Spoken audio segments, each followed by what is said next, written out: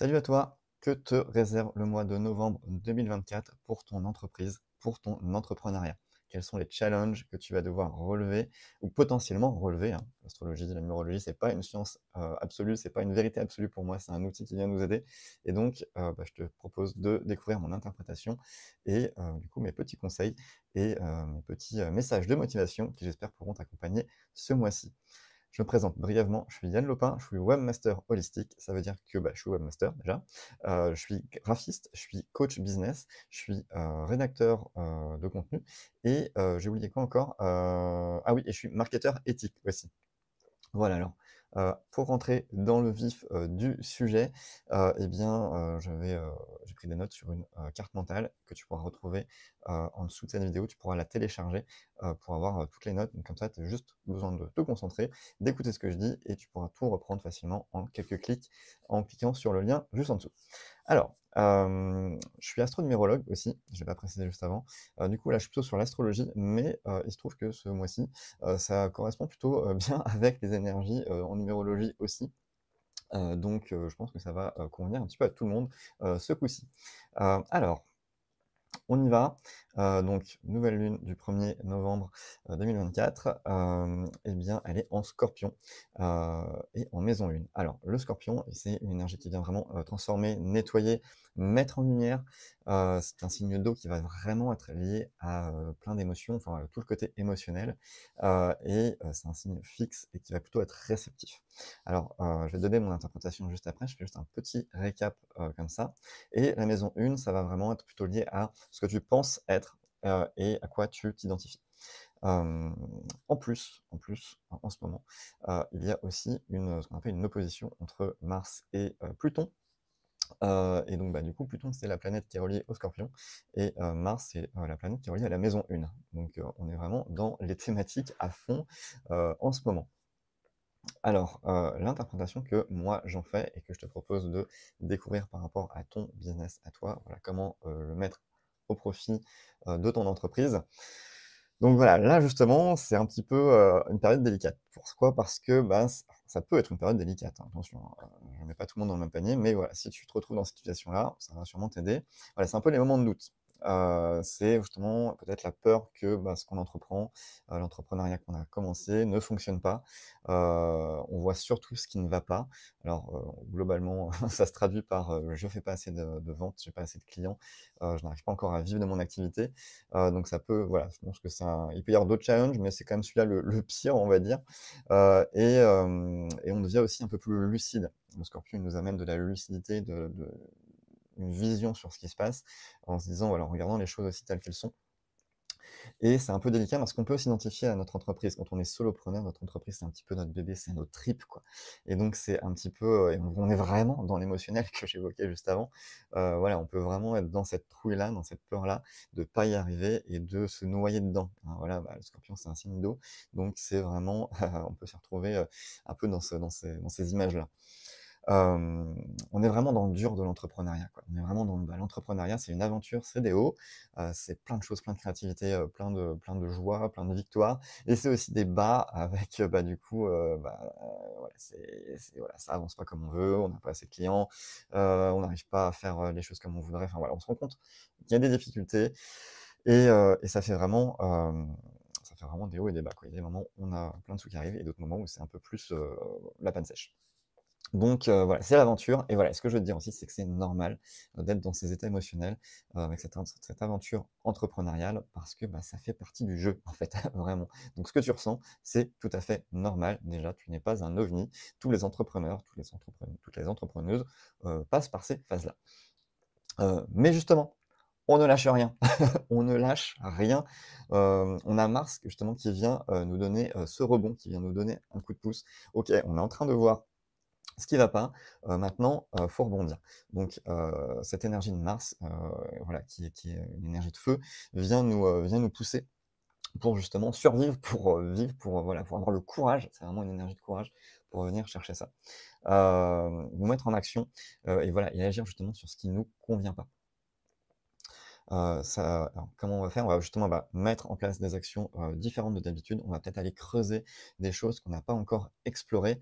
Alors ça peut prendre différentes formes par rapport aux problématiques que tu rencontres en ce moment, mais ça peut peut-être se dire: «Ah, j'ai peut-être pas essayé de faire, une promo par exemple, j'ai pas essayé de contacter assez, mon audience ou ma liste email. Comment je pourrais, justement aller chercher des nouveaux partenaires?» Peut-être pour aller, voilà, parce qu'il y a là je prends un exemple que j'ai entendu il y a pas longtemps. Voilà, les réseaux sociaux, c'est pas la panacée, ça met du temps à réagir. Voilà, c'est pas toujours le meilleur levier, même s'il est intéressant. Mais bah, des fois, c'est comment aller chercher des nouveaux partenaires qui ont déjà une audience qu'on pourrait toucher et mettre en place un partenariat pour, bah, accélérer les choses, bénéficier de la confiance que nous accorde ce partenaire auprès de son audience. C'est des pistes possibles. Il y a plein d'autres choses à faire encore, mais c'est se creuser un petit peu, la tête pour se dire: «OK, je reste pas dans l'inaction, je recherche les solutions. Je pense solutions et heu et du coup, j'arrête de regarder que les problèmes. Enfin, je les ai vus, ils sont là, ils sont identifiés et maintenant je cherche des solutions. Hem, En fait, ce qui se passe avec le scorpion, c'est qu'il y a cette idée de transformation.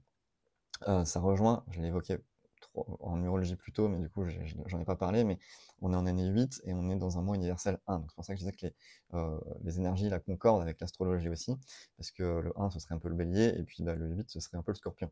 Hem Et donc du coup, on a cette idée que, on va se transformer, on va monter une marche, on va continuer cette transformation, bah, de devenir un entrepreneur, une entrepreneuse, parce que voilà, on le devient, on apprend petit à petit, hein. Quand on se lance, on se rend pas compte forcément de tous les défis qu'il y a. Donc on est en train de passer une marche en plus. On est en train de, continuer cette transformation, on est en train de passer un palier. Et donc du coup, hem, cette lucidité que j'ai évoquée avant, elle va nous permettre de changer notre business, en ce qui nous convient de plus en plus. C'est OK, j'ai identifié ce qui fonctionne, j'ai identifié ce qui fonctionne pas, j'ai identifié ce qui me plaît, j'ai identifié ce qui ne me plaît pas et comment je le transforme aussi pour que, bah, il me ressemble davantage, pour que ça corresponde à la vision que j'ai et à la vie que j'ai envie de mener. Donc il y a vraiment cette idée de se transformer et de transformer notre business, notre entreprise avec nous, avec ces réflexions-là. Alors moi, j'ai envie déjà de te dire que, bah, bravo, tu es sur le chemin, donc ça, c'est extraordinaire et que tu t'es lancé là-dedans, c'est, génial, donc félicite-toi pour ça. Tu peux te donner de la douceur, on va en parler juste après avec la pleine lune, hem et tu peux aussi, faire le chemin à plusieurs.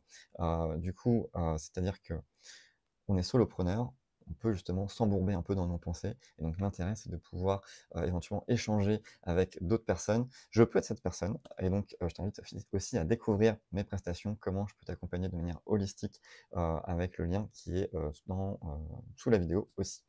Hem, je passe aussi à la pleine lune, puisqu'elle va arriver dans le mois de novembre évidemment. Donc elle sera le 15 novembre, et donc on va avoir une pleine lune qui va être, en Taureau et en maison 8. Alors, je vais faire la maison 8 en premier. La maison 8, c'est la maison du Scorpion, donc transformation, tout ça, on est vraiment dedans encore. Donc on le retrouve là, notre petit Scorpion. Et par contre, elle est dans le signe du Taureau. Donc c'est un signe de terre, c'est un signe, qui est aussi féminin, et qui va en fait représenter, l'endurance, le travail, qui va être aussi conservateur, qui va être entêté. Donc là, je pense que ça va vraiment nous inviter à aller, heu, à aller lâcher ce qu'il y a besoin de lâcher pour le transformer justement. Mais une fois que c'est fait, ça va être stable en fait. C'est un signe qui est très stable. C'est un signe de terre qui fixe les choses justement. C'est un signe fixe qui vient vraiment ancrer les choses. Donc cette transformation, elle va être durable en fait. On n'est pas en train de bosser pour rien. Justement, je commence à aller dans mon interprétation. C'est-à-dire que la semaine de la pleine lune, ça va peut-être être une intensification de ce qui se passe émotionnellement et dans tous ces constats que tu fais peut-être autour de ton entreprise et hem et par contre, voilà, on va pouvoir aller chercher à l'ancrer, pour que justement cette transformation, elle dure. L'idée, c'est vraiment pas faire tout ça pour rien, quoi. On va pas enfin, on passe une étape, quoi. On va pas rester à la même étape tout le temps, il y a besoin que ça avance, donc on le fait, et c'est fixé quoi, et c'est ancré. Parce qu'on ce qu'on recherche justement avec le Taureau aussi, c'est du plaisir. C'est un signe qui est orienté vers le plaisir et à la fin, c'est ce qu'on cherche quand même. Donc après cette transformation, voilà, on veut souffler, on va être dans le plaisir. Et il y a cette idée aussi de bâtir. Le Taureau, c'est un bâtisseur et donc voilà, donc pas une maison pour la détruire une semaine après, quoi. On fait quelque chose de durable. C'est vraiment ça l'idée. Et il y a aussi un aspect avec Vénus, et c'est justement une planète qui est liée la planète qui est liée au Taureau. Et du coup, ça pourrait aussi, voilà, venir un petit peu adoucir, arrondir les angles quand même, autour de cette situation, voilà. Surtout après, voilà, avoir compris certaines choses, après avoir passé cette marche, cette étape, voilà. Et puis j'ai envie aussi de l'interpréter de la façon suivante aussi, c'est de se dire que, voilà, cette Vénus, voilà, cet aspect qu'il y a avec Vénus, c'est aussi d'être indulgent avec toi. Sois indulgent avec toi, c'est énorme ce que tu fais, et donc bravo pour ça. Donc voilà, aussi, apporte-toi de la douceur dans cette transformation. Je te le répète, comme je le disais juste avant, tu es sur le chemin, donc lâche rien. C'est dans ces moments-là, en fait, qu'il faut vraiment s'accrocher, qu'il faut pas lâcher. Sinon, tout ce qui aurait été fait pour rien. Et il y a beaucoup de gens qui s'arrêtent, et toi, tu peux continuer. Tu as l'opportunité de continuer, et ça payera forcément aussi ce que tu fais à un moment ou un autre. Donc vraiment, reste motivé. Pense à ce rebond avec Mars, boum, pour repartir. Voilà, si tu veux, je le redis, mais si tu veux découvrir mes prestations, voir comment je peux t'accompagner pour justement avoir d'autres idées, d'autres ressources pour t'accompagner dans cette transformation aussi, eh bien, je t'invite à découvrir ce que je propose dans la description de cette vidéo. Je te dis à bientôt et bon mois de novembre. Salut!